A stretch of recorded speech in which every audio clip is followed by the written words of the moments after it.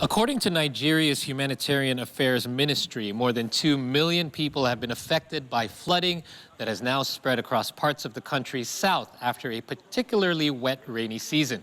The ministry added that more than 200,000 homes have been completely or partially damaged.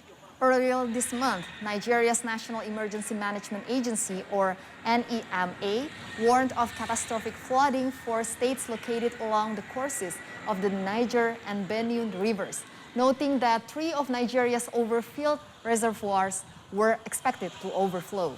NEMA said that the release of excess water from a dam in neighboring Cameroon had contributed to the flooding.